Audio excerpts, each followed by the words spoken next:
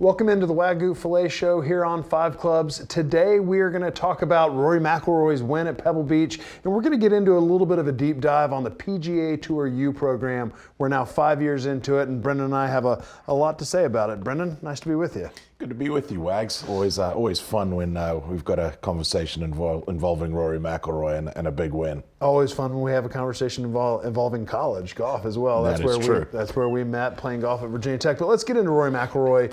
It was a really impressive performance, especially over the weekend at Pebble Beach. Really, I know Kapalua is the first signature event, but getting this signature event season going, we had Rory, Scheffler, like Rory McIlroy wins going away.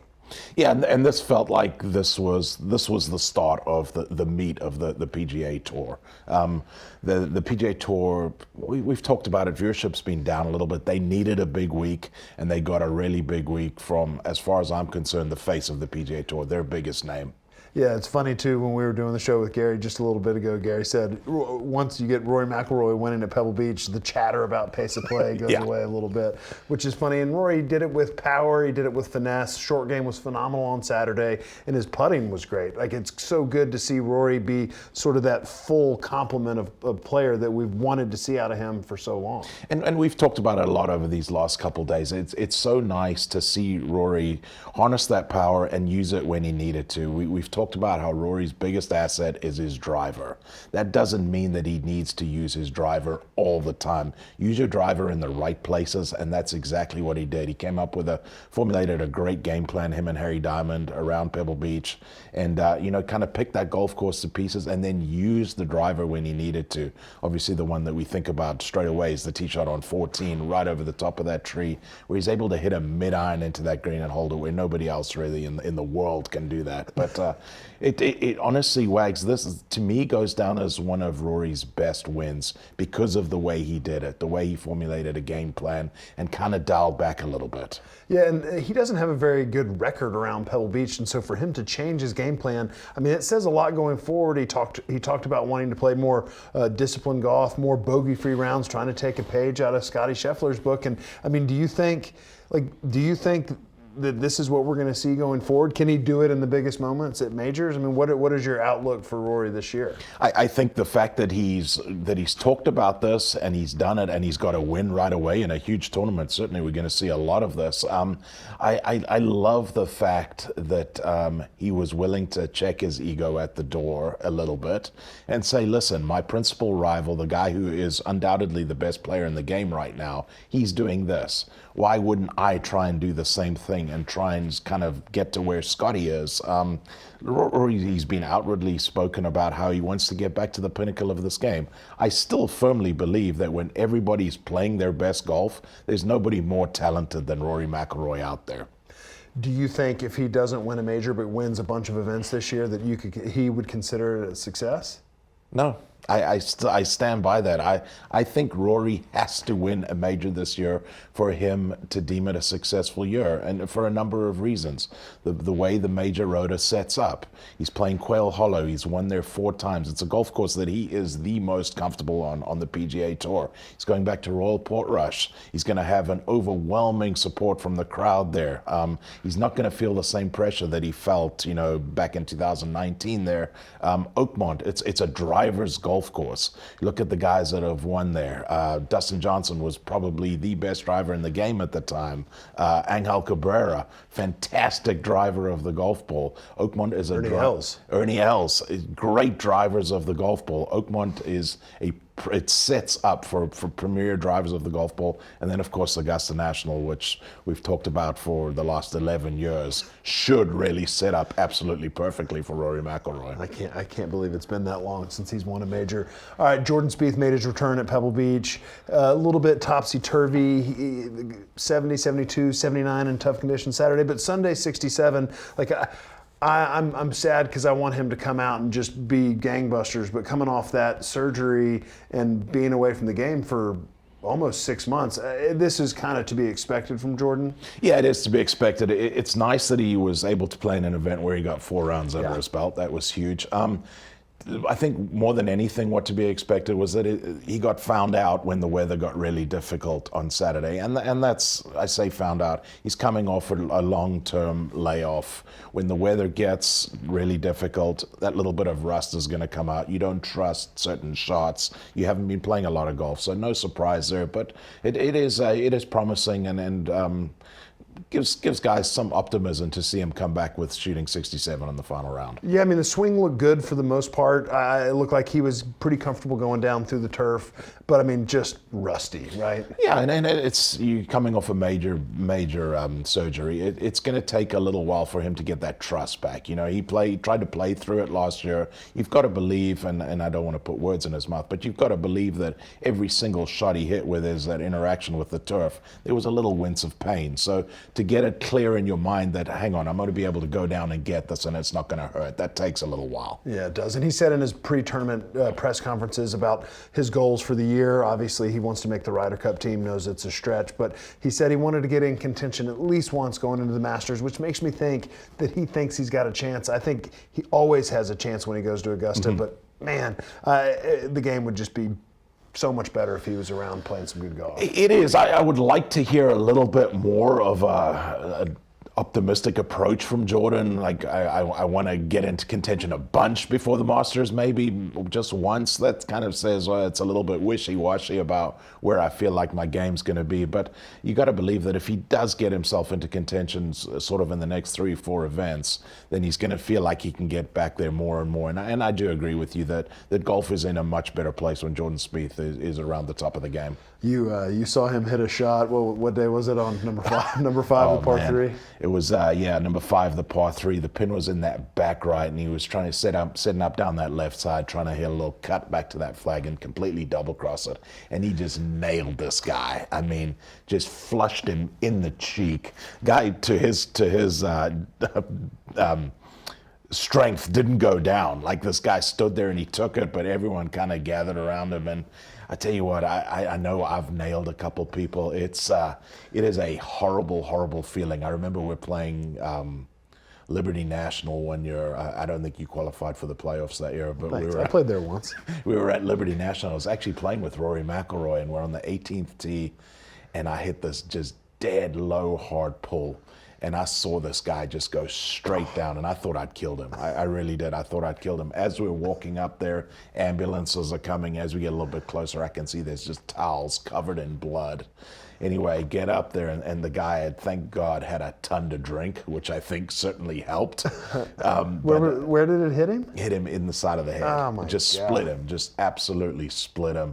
Anyway, I managed to get the guy's details from some of his buddies, and I sent him a message later that day, and thankfully I got a reply from him. He's like, "Hey man, I'm all good. I got a little bit of a headache, but I think the 32 beers that I had today helped." You did a little more than just sign a glove for him. I don't think a glove would have helped at that point. He wasn't playing golf for a while, but I checked up on him in hospital. Have you ever hit anybody? It really is horrible. I mean, yeah, yes. The best one though, best because it was funny, was I hit this drive down the 9th hole at Bay Hill, the dogleg left par 4. Down the right rough line, hot draw, and it one hops, hits somebody and kicks under a tree. And as I get up there, this guy's holding a beer against his balls. And his wife is like, it one hopped it, hit him his balls. Apparently he went straight to the ground. And so I signed him a glove. I mean, I signed a glove, like, sorry about your balls, Johnson Wagner. And then I hit a sick punch out onto the green. But yeah, he was not too happy with it. I remember I played John Deere one year. I was actually in the final group with Steve Stricker, and the little dog leg, the 6th hole. I hit it right, and I had tried to hit this punch out, trying to get it just to that front left side, and I pulled and it didn't really cut. And same thing, one bounce and it hit this woman. And we get up there, and it didn't hit her really hard, and she was furious.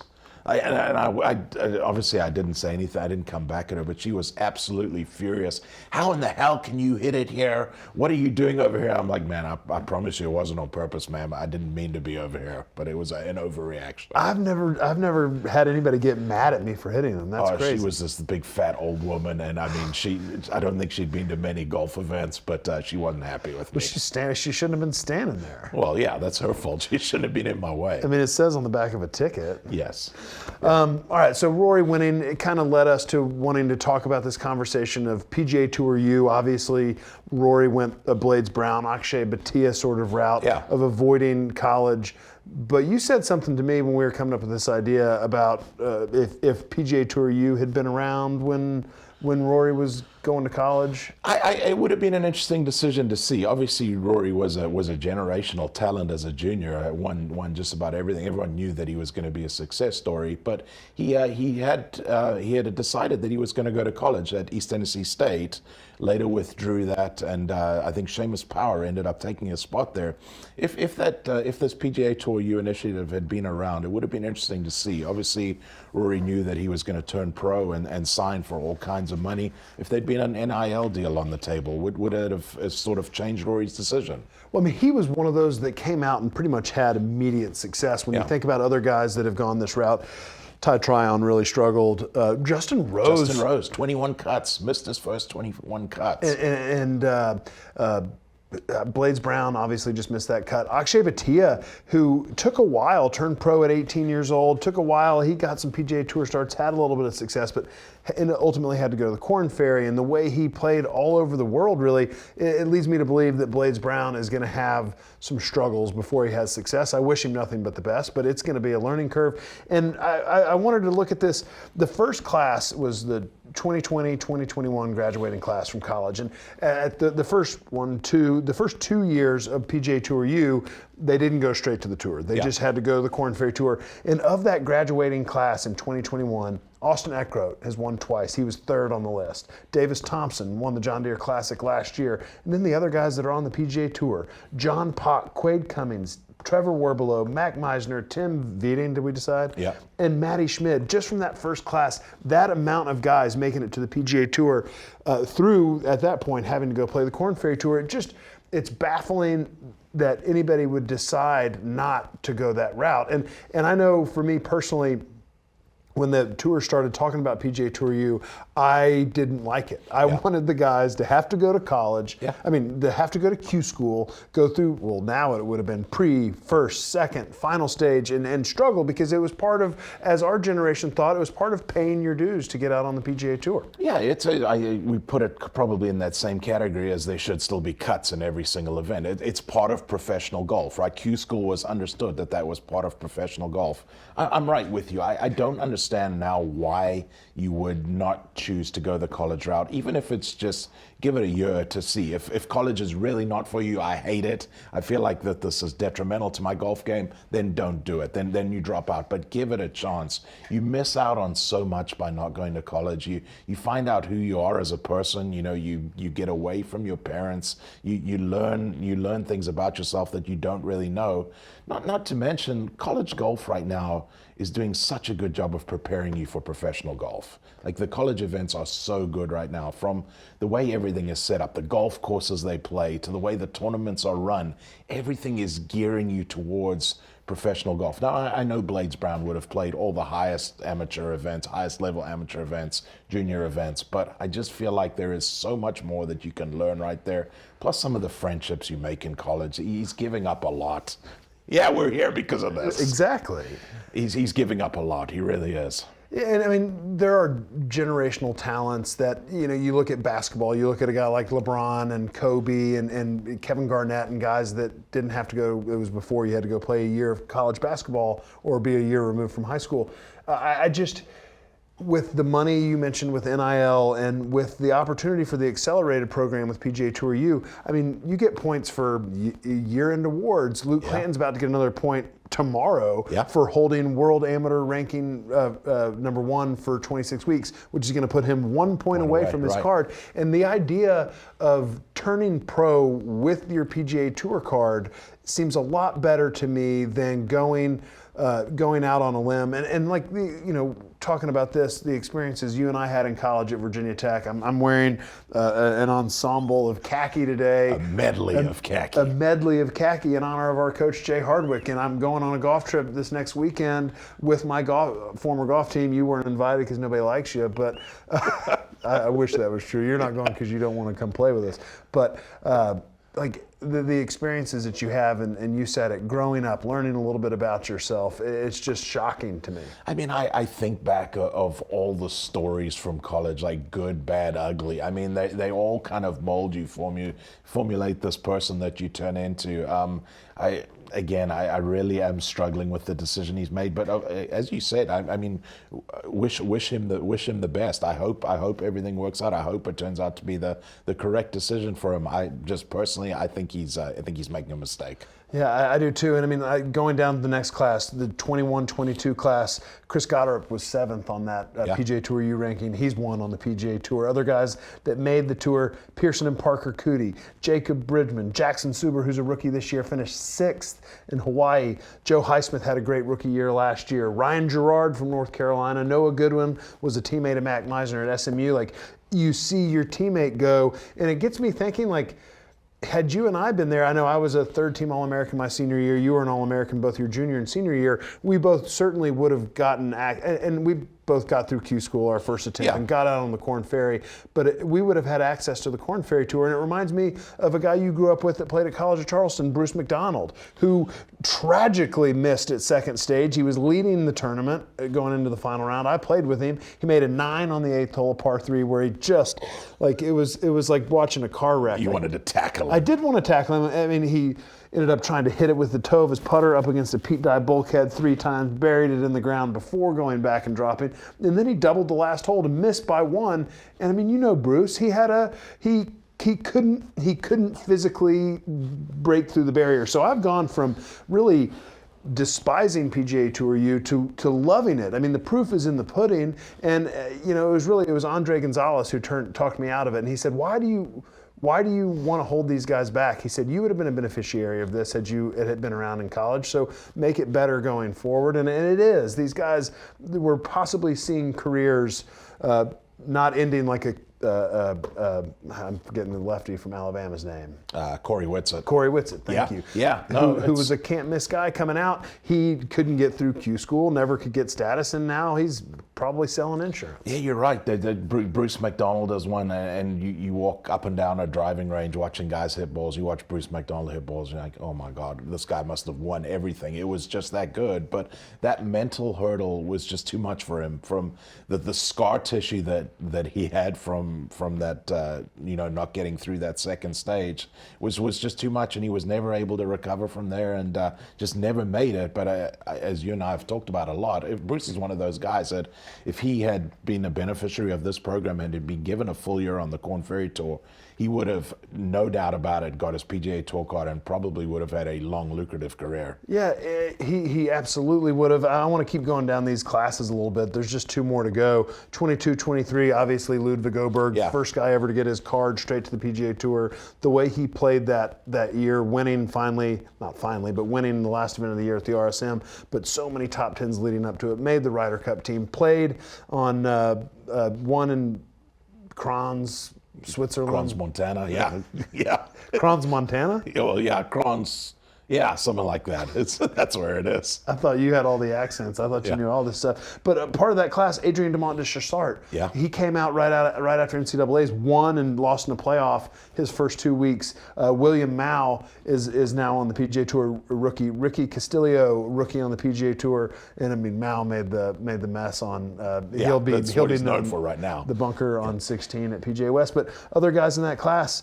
Fred Biondi from Florida, Sam Bennett from A&M, I believe he was low amateur at the Masters a couple years ago. And I guarantee you one thing, Wags, that if you talk to every one of these guys to a man, they will talk about the college experience and how much it has prepared them for the next stage, for playing professional golf, how much they've learned through those 3-4 years that they spent in college. And I feel like that knowledge is just something that you won't get anywhere else.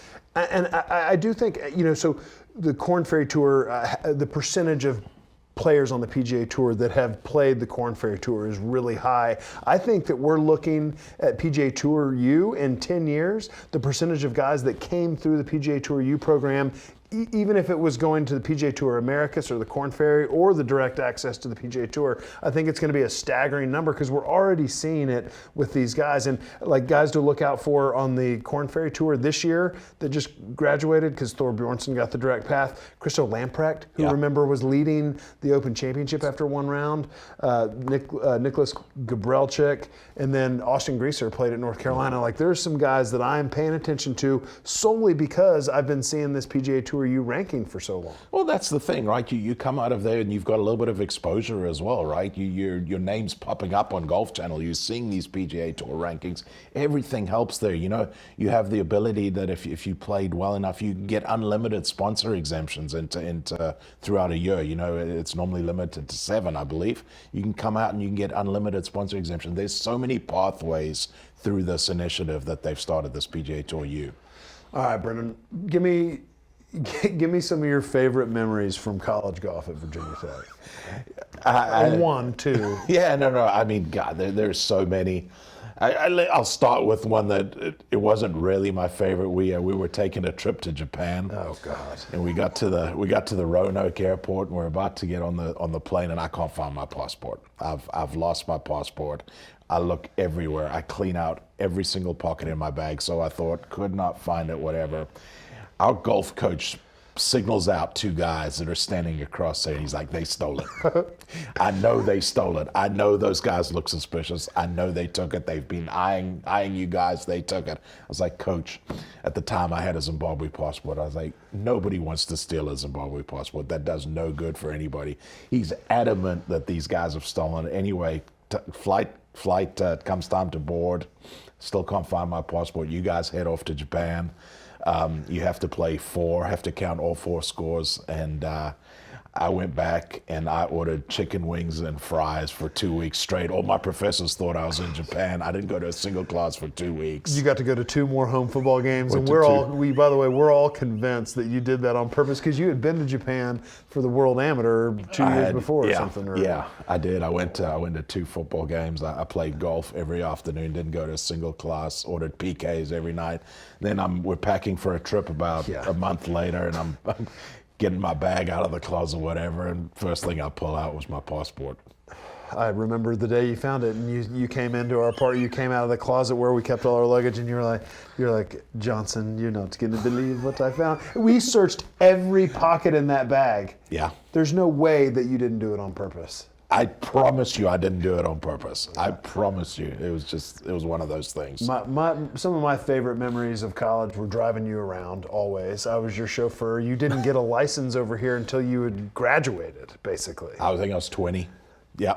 And maybe you didn't get a car until after you graduated. That maroon Malibu was that was it. Yeah, that was a beauty. I think you logged some miles on the Nationwide Tour on that one.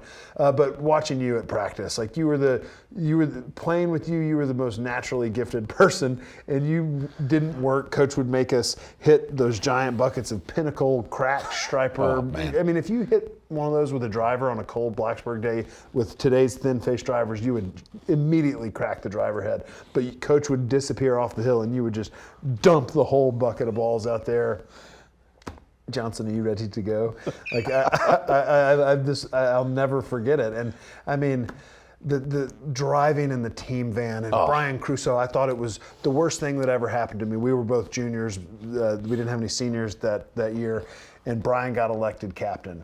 And I was devastated. But then one weekend, Brian had to sit in the front seat every single car trip, and I got to sit in the back. And I could have the captain's chair, I could have the bench in the back, but I mean, packing the team van, just the rooming with 3 and putting the freshmen on the cot, like. Oh, it was fantastic. I mean, I remember, I think we were in Greenville, North Carolina, and we snuck out one night to a pool hall. You know, Coach was strict. I think that was my 21st birthday. It might have been your 21st birthday. Our coach was strict. He wanted to know exactly where we were. Anyway, we snuck out, and we finally got across the highway. Somehow we got across this highway, and we walk into the pool hall, and he's the first person we see when we walk into the pool hall.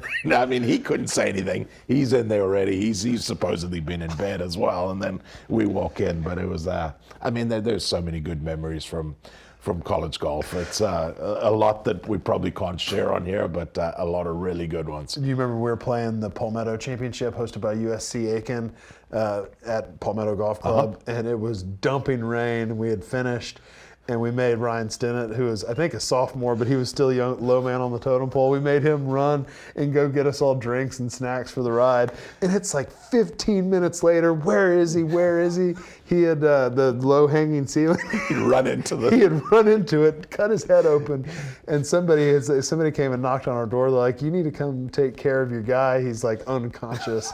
Everything was fine. Yeah. But man, good times. I'm looking forward to being with all those guys next weekend. Yeah, I know you guys will have fun. There'll be a lot of reminiscing and a lot of good stories will be told. Well, Brendon, it's always a pleasure chatting with you, and hope you enjoyed this Wagyu Filet podcast here on 5 Clubs, and we'll be back in a couple weeks with more.